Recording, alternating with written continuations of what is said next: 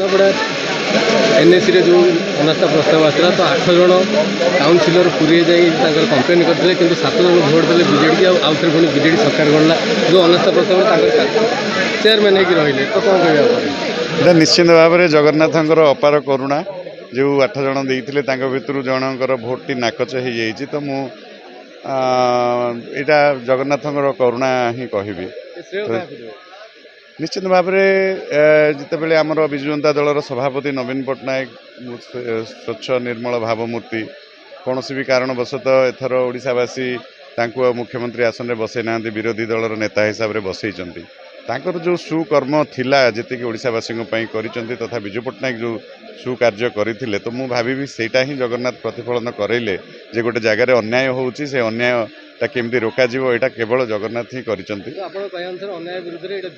निश्चित भाव में गोटे विजु जनता दलर चेयरमैन से जीति सांगे समस्त काउनसिलर थिले तो विगत निर्वाचन रे जे पूर्वतन विधायक को टिकेट मिललानी बोलिकी सी जाइकरी भारतीय जनता पार्टी जॉइन कले एवं गोटे आक्रोशमूलक भाव में सी अनास्था प्रस्तावटी को आगत करने चेष्टा करते जगन्नाथ तांकु उचित शिक्षा देइचंती।